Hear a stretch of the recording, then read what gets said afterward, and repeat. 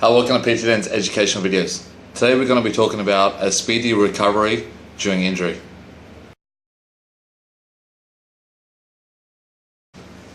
So let's talk about a range of different injuries. Obviously, if you have a broken bone, etc., you should definitely listen to your doctor and make sure that the bone is 100% healed.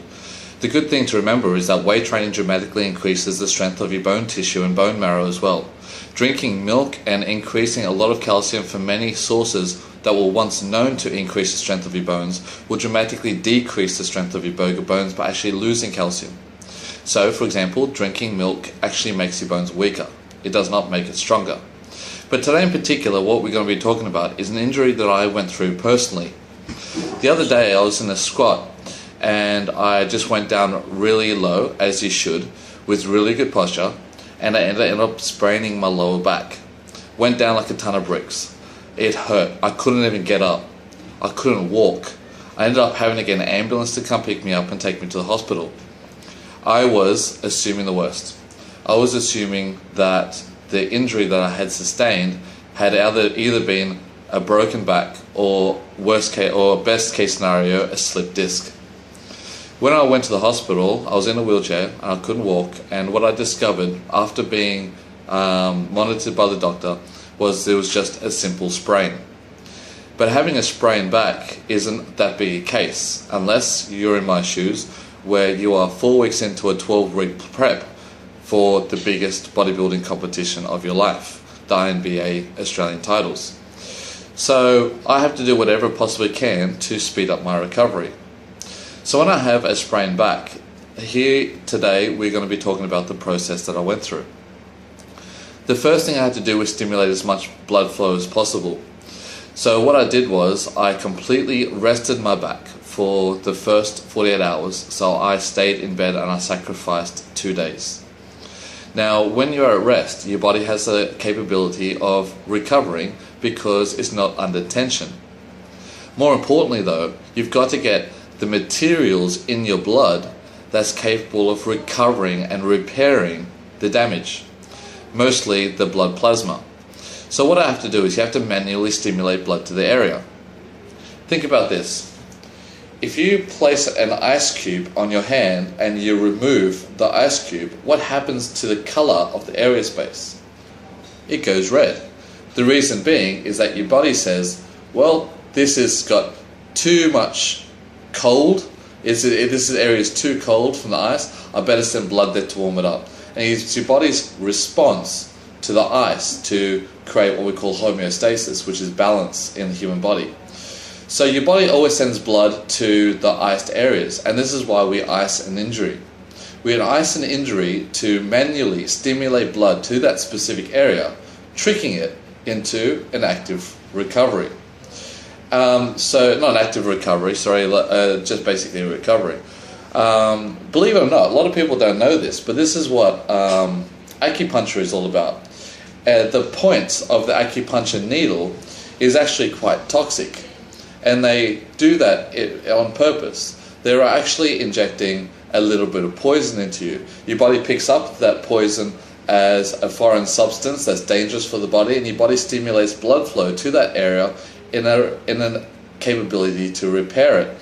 So by adding more toxins to damaged areas, your body manually sends blood flow. So it's very similar it's a similar process to icing.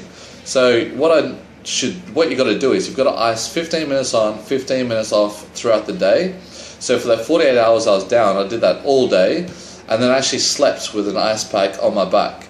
And I set my alarm every 2 hours because it'll melt, and so I have to wake up, change the ice pack and put it back on. So I did that for 2 days straight, and my recovery period was absolutely phenomenal.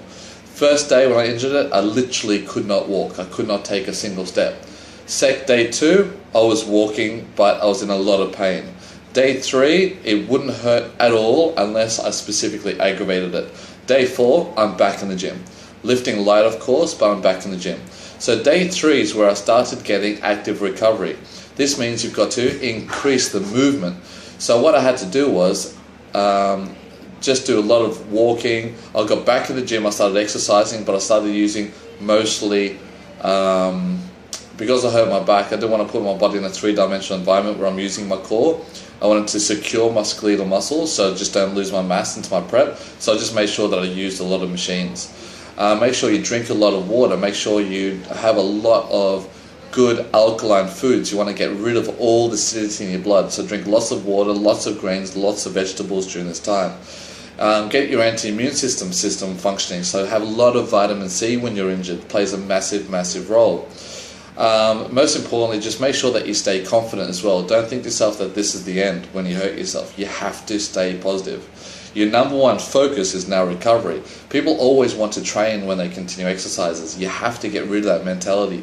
You have to think to yourself, train. Okay, I'm injured now. Now transfer 100% of my focus to my recovery so you can get back into the gym and be as strong as possible. So when it comes down to the active recovery, I did get back in the gym as soon as possible, but you have to be careful. You can't go too crazy and lift a heavy weight.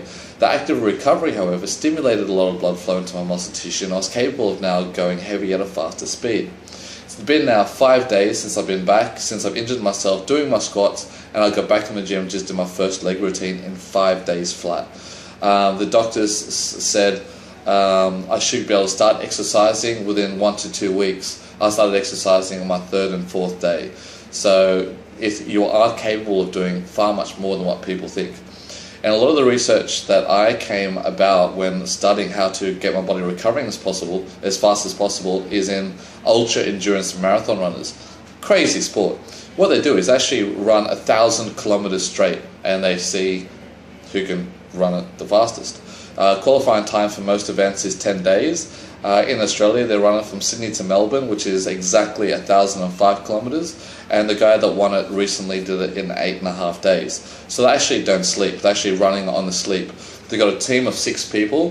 They've got a team leader, a driver, a second driver, a chef, somebody to run the food from the chef to the runner, and then they've got the runner.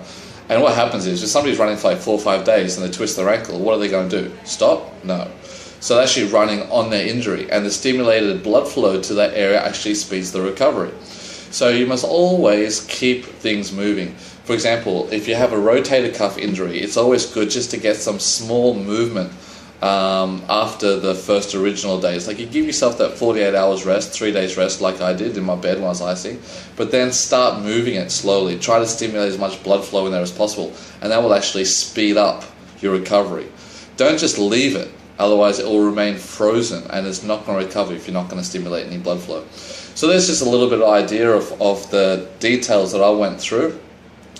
Oh, and the most important, one of the big important things too, is get heaps of amino acids in. So the amino acids I use is from a company called SSN, and I get heaps of their protein and heaps of their amino acids in, and it dramatically increases my recovery periods as well. The increase in protein also helps to maintain my muscle mass throughout my injury, so I never end up losing a lot of my mass. So that's a little bit of insight into my nutrition from SSN and how I get my nutrients in, a little bit more information about how I speed up my recovery process, and how I go back into the gym after a sprained back in 5 days flat.